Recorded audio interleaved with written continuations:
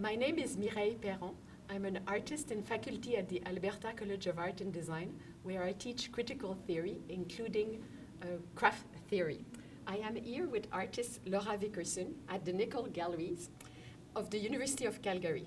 Laura's exhibition is titled The Between and was curated by Michele Hardy. I would like to discuss The Between in continuity with, but differing from the previous large-scale immersive installation that made your reputation on the local, national, and international scenes. You have created conversation between spaces as imbued with meaning as chapels in Quebec, a chateau in France, a textile mill in England, and a church in Istanbul. You have also, on many occasions, transformed galleries and museum spaces into more domestic environment. I find The Between to be an amazing reunion of both types of previous conversation. Can you elaborate on the meeting of fictive and factual spaces in this work?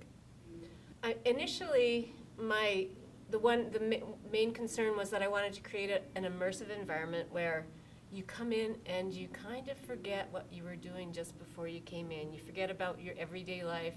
You come in here, you become more contemplative. You look at things, you might lie down on the pillows. And I guess the other issue, or the other ideas, came out of this union of this white clothing and these Asian rugs. And just the potential of what it could be. So it could be a sultan's tent, and we have this beautiful canopy and all these exotic rugs around us and sitting on pillows on the floor. I think a little bit about the refugee crisis and sort of the tragic victims of that. And it's the combination that creates the fiction, I suppose, as opposed to, and also the other thing I was going to say is lying down on the pillows and just thinking about it as a cloud, just like you do sometimes in the summer when it's lovely out and you watch the clouds change their shapes and you imagine things. You are using material in an amazing way. I would like to discuss a little bit the agency of material and how the material are responsible of placemaking. Exactly like you said, that we are in different places at different time. Okay, yeah. And maybe a bit about the clothing. Sure. Because I think that it brings in all of many bodies. Right. Okay. With us. Well, the idea of time, I think I'll just talk a little bit about that because that sort of goes with the fictive space. And it's kind of like, rather than thinking about time in a linear sort of way, I think about it as being very layered and how the only moment you're in the present is right now, and then it's the future, or I mean the past, future. And then in a minute, that's the future. Mm-hmm. So I wanted to read a couple of things I found because I was reading Patti Smith's The M Train, and I came across this passage, and I just thought, that's exactly what I've been sort of contemplating. So I'm just going to read this. Is it time uninterrupted, only the present comprehended? Are thoughts nothing but passing trains, no stops, devoid of dimension, whizzing by massive posters with repeating images, catching a fragment from a window seat, yet another fragment from the next identical frame? If I write in the present yet digress, is that still real time? Real time, I reason, cannot be divided into sections like the numbers on the face of a clock. If I write about the past as I simultaneously dwell in the present, am I still in real time? Perhaps there's no past or future, only the perpetual present that contains this trinity of memory. I looked out into the street and noticed the light changing. Perhaps the sun had slipped behind a cloud. Perhaps time had slipped away. So that's kind of how I'm thinking about this exhibition, and also that whole planes of existence and the passage from life to death.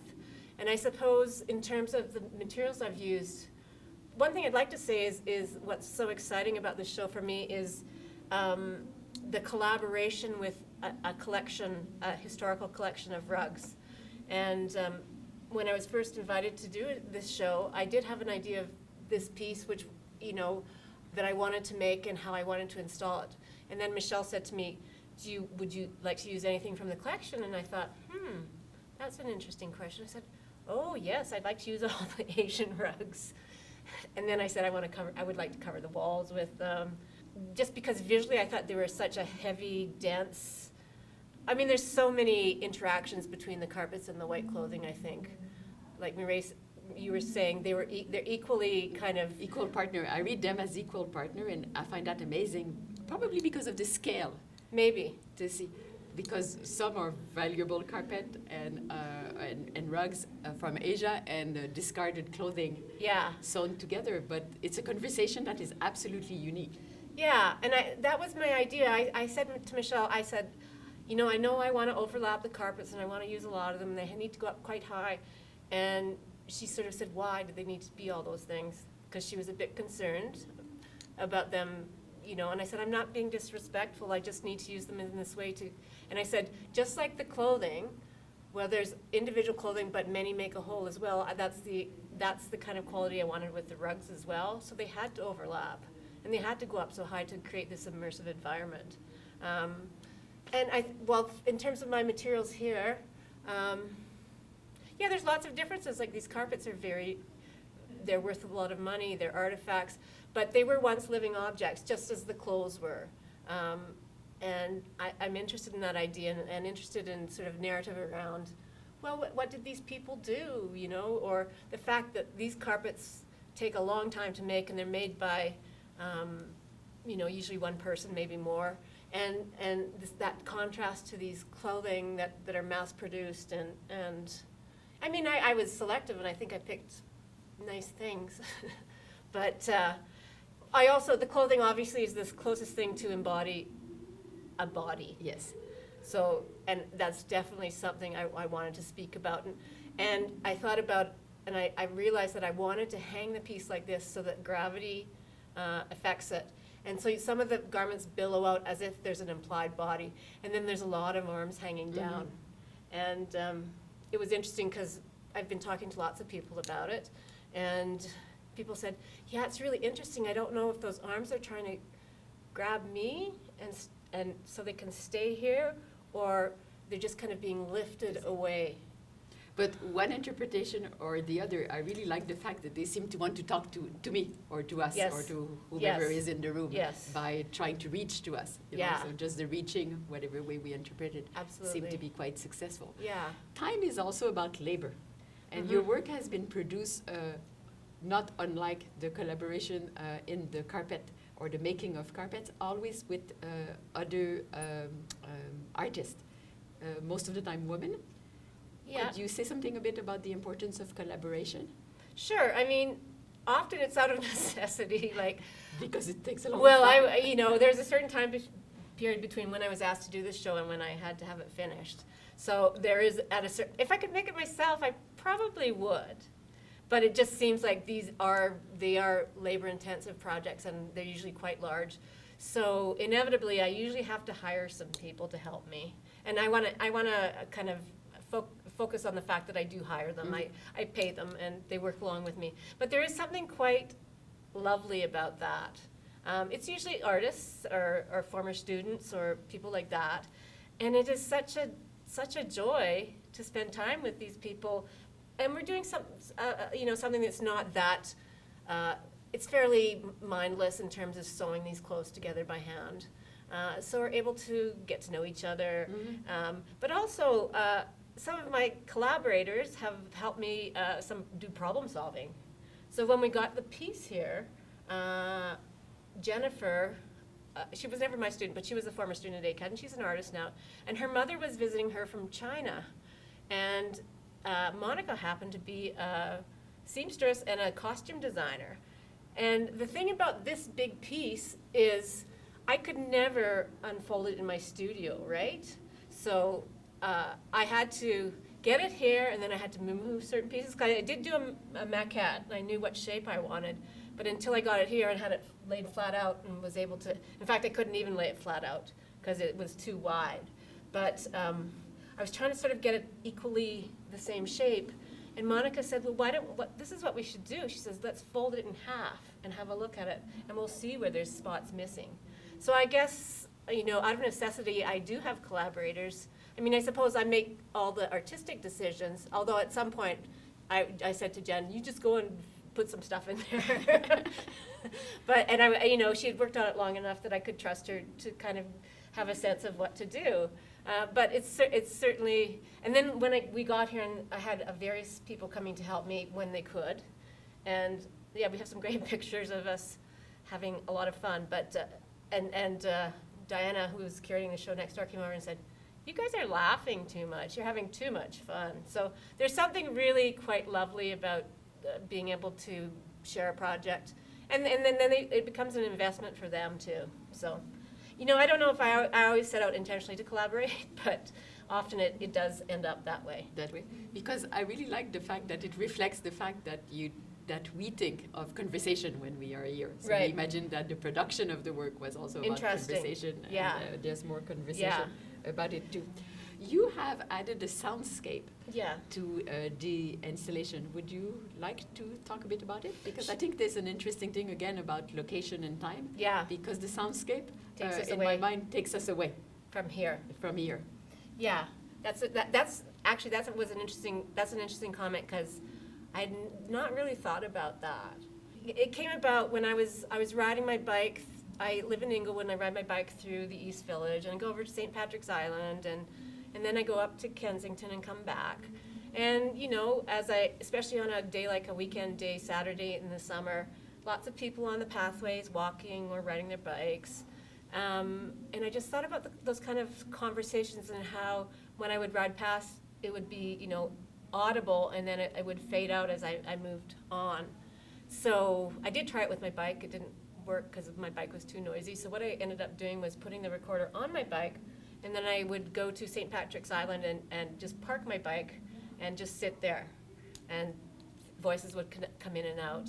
And there could be people from other countries walking on, speaking another language. There was a group that was speaking Hindi, I remember, and I think it's quite, you can hear that conversation quite well in the soundtrack. So I think for me, even though it's in the past, that was kind of like the live part of the installation. It was the plane of existence, the here and the now, and I think what it does in the space is it, depending on what you hear, it focuses you maybe to look at something specific. Like, so when I hear people speaking Hindi, I tend to look at the carpets, and then I hear the voice of there's a beautiful little part in there and you can hear it very clear, and it's a little boy. He's probably about 3 or 4, and he's running after his dad, and he says, "I love you." So, and then you start thinking about the little clothing of smaller children up here, and so really that was the idea of it. And again, that whole time thing. But yeah, it does take you outside of the space. At the same time, I did the same reaction in you, that when I hear children voices, I look for the smaller garment, because we have people of every size and every gender in the cloud. So there's an interesting relationship that brings us back, even if obviously we understand that it is outside. Yeah. An interview is the same thing in the exhibition. It's a memory in the present about the past of the exhibition and for the future. Yeah. So is there anything important about the between that you would like to project for the future? Well, one thing, it's been really interesting. I've brought a couple groups up. I brought some students from your class up. And the first thing I ask them is, before I start talking about it, is, so what's your experience coming in here? How do you feel? What do you think? And often they say it's really comforting, even though this big cloud is about loss, and it's about, or the potential of loss, and personal as well as thinking about things going on in the world right now. But I suppose I want to present it in a human way, in a way that we can understand. Once somebody's gone, it's not like they're gone. They're still in your memory, and they're still very close to you. But I wanted to read something that my sister-in-law lives in Toronto, so she's not able to come out and see the exhibition. But I did send her a catalogue, and I thought her interpretation was really interesting. So I'm just going to read what she wrote. The oriental carpets and the cushions make me think of the countries of the Middle East, and the clothing as representative of the lives of a certain percentage of women and girls there. I can't know the truth of their lives, but from what I've read, I feel your floating transparent white garments as the vital but unacknowledged role women lead. That's really true anywhere. The heavy opaque carpets as domestic prisons devoid or even the opportunity to gaze upon an alternative way of being. The space feels warm, comforting, but claustrophobic. The fragile ghostly presences accumulate with no egress. One could see it as a comment on the war without end that Bush and company started. So I thought that was a really interesting interpretation. She can't be here, but I think you do get quite a good sense, just even from the catalog, of what it might be like. I think the other thing that people noticed, maybe I didn't because my sense of smell's not that great, but they said, Yes. I smell the carpet. So there's that other sensory experience. I was talking to Ben and he said, yeah, that's the one thing I didn't expect. And I said, it's the smell of history. My student also noticed the smell, which was interesting to see. Yeah. And it's not a deep smell, but yes, I think it's the smell of domesticity, if there is something, because wool. Yeah, To see. the smell of old textiles. But it's interesting because you're right that when you tour my student, it's definitely an installation that seemed to bring comments and reaction and conversation. And I think that is very successful for an immersive installation. I hope, I guess in a lot of my installations, the biggest thing is to try to, I think, to move people in a certain sort of way on a gut level. So I feel like if I do that, I'm pretty successful. I think you have been definitely effective in affecting people with this installation. Good. Thank you very much. Thanks so much.